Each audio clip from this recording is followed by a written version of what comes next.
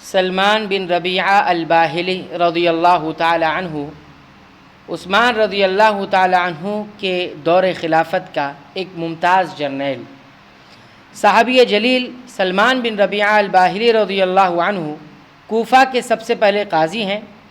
عمر بن الخطاب رضی اللہ عنہ نے شریح سے پہلے ان کو کوفہ کا قاضی مقرر کیا تھا، اور جب عثمان بن عفان رضی اللہ عنہ کے دور خلافت میں سعد بن ابی وقاص رضی اللہ عنہ دوبارہ کوفہ کے والی مقرر ہوئے تو انہوں نے بھی آپ کو قضا کا منصب سونپا۔ آپ قادسیہ میں شریک ہوئے، وہاں قضا کی ذمہ داری سنبھالی، پھر آپ مدائن کے قاضی مقرر ہوئے۔ ہر انسان قضا کی یعنی فیصلہ کرنے کی صلاحیت نہیں رکھتا، اور خاص کر عمر بن الخطاب رضی اللہ عنہ کے عہد خلافت میں کوفہ کا قاضی بننا آسان نہ تھا، جبکہ ایک طرف کوفہ بڑے بڑے عرب اور کبار صحابہ کرام سے بھرا ہوا تھا، تو دوسری طرف مختلف قومیں قبائل کے لوگ وہاں رہتے تھے۔ ان حالات میں آپ کا کوفہ کا قاضی ہونا اس بات کی دلیل ہے کہ آپ دین حنیف کے زبردست عالم اور استقامت، عدل اور تدین، متوازن، قوی عقلیت اور قوی مؤثر شخصیت کے حامل تھے، جس کی وجہ سے سب کے نزدیک قابل اعتماد رہے۔ مدائن کی فتح اور الباب کے معرکے میں مالی غنیمت کی تقسیم کی ذمہ داری بھی آپ نے نبھائی، جو اس بات کی دلیل ہے کہ آپ کی شخصیت ہر طرح کے شکوک و شبہات سے پاک تھی۔ آپ انتہائی صالح اور نیک انسان تھے، ہر سال حج کرتے۔ آپ سے بعض بڑے تابعین نے روایت کی ہے، آپ بلند اخلاق کی نادر مثال تھے۔ آپ انتہائی کریم، مہمان نواز، خوددار، غیرت مند، وفادار، سچے اور خیر کو چاہنے والے تھے۔ جو اپنے لیے پسند کرتے، لوگوں کے لیے بھی وہی پسند کرتے۔ شہادت کے وقت اپنے لیے کوئی دینار اور گھر نہ چھوڑا، جبکہ پوری زندگی جہاد، قضا اور امارت میں گزری۔ قائدانہ صفات میں اپنے ساتھیوں پر فوقیت رکھتے تھے۔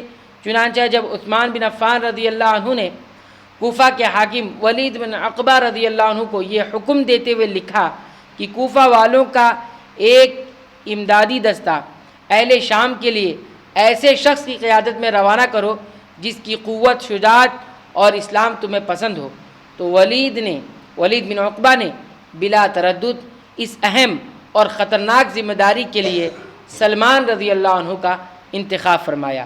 حالانکہ وہاں اسلامی فتوحات کے عظیم کمانڈر اور جرنیل موجود تھے، لیکن سب پر آپ کو ترجیح دی، کیونکہ آپ امداد و قوت، شجاعت و بہادری کی نادر مثال تھے، اور اس کے ساتھ ورع و تقوی کے پیکر تھے۔ آپ انتہائی بہادر، پیش قدمی کرنے والے، جلد امداد کو پہنچنے والے یعنی مدد کو پہنچنے والے، اور جنگی فنون کے ماہر اور تجربے کار تھے، کیونکہ ایک لمبی مدت آپ نے جنگ میں گزاری تھی، اور آپ کو لوگوں کی قیادت کا طویل یعنی لمبا تجربہ تھا۔ اونٹوں کے جوڑوں پر قصاب کے ضرب لگانے سے زیادہ دشمن پر ضرب لگانے کے ماہر تھے، جو اس بات کی دلیل ہے کہ آپ ماہر تیر انداز تھے۔ آپ شہ سواری کے ماہر تھے، گھوڑوں کا گہرا تجربہ رکھتے تھے۔ عمر بن الخطاب رضی اللہ عنہ کے دور خلافت میں گھوڑوں کے یہ ذمہ دار تھے۔ عمر بن الخطاب رضی اللہ عنہ نے ہر شہر میں جہاد کے لیے بہت سے گھوڑے پال رکھے تھے۔ صرف کوفہ میں 4000 گھوڑے تھے۔ اسلامی حدود پر جب کفار حملہ آور ہوتے تو مسلمان مجاہدین ان گھوڑوں پر سوار ہو کر ان سے جنگ کے لیے روانہ ہو جاتے، اور سلمان رضی اللہ عنہ کوفہ میں گھوڑوں کے ذمہ دار تھے۔ آپ انتہائی بہادر شہ سوار تھے۔ سلمان رضی اللہ عنہ فرماتے ہیں کہ میں نے اپنی اس تلوار سے 100 جنگی اسلحوں سے لیس سپاہیوں کا قتل کیا ہے۔ ایک تلوار سے 100 جنگی اسلحوں سے لیس سپاہیوں کو قتل کیا ہے۔ یہ سب کے سب غیر اللہ کو پوجنے والے تھے۔ کسی شخص کو میں نے باندھ کر قتل نہیں کیا۔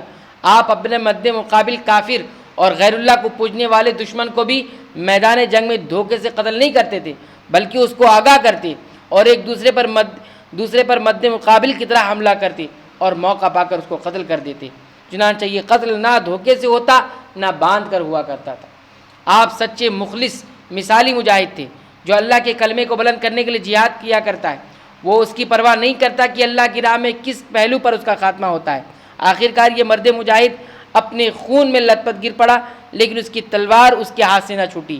یہ ہر سپاہی اور ہر جرنیل کے لیے تابناک اور شرف و بزرگی سے پر ماضی اور ہمیشہ روشن رہنے والے نادر کارناموں میں بہترین نمونہ اسوہ ہے۔ 32 ہجری یا 33 ہجری میں فقیہ اور محدث، قاضی اور عادل، بے داغ امین، دور اندیش منتظم، دلیر سپاہی، بہادر شہسوار اور فاتح سپہ سالار سلمان بن ربیعہ الباہلی رضی اللہ عنہ جامع شہادت نوش فرمایا، یعنی شہید ہوئے۔ تو یہ تذکرہ تھا سلمان بن ربیعہ الباہلی رضی اللہ عنہ کا، جو عثمان رضی اللہ عنہ کے دور خلافت کے ایک ممتاز اور الگ پہچان رکھنے والے جرنیل تھے۔ اور بھی جرنیلوں کا تذکرہ ہے، انشاءاللہ آئندہ درس میں دیکھیں گے۔ رب العالمین سے دعا کرتے ہیں کہ رب العالمین ہمیں بھی، ہماری نسلوں کو بھی ان صحابہ کرام کی سیرت سے کما حق و فائدہ اٹھانے اور ہمیں بھی اسی طرح تیار ہونے کی توفیق عنایت فرما، آمین۔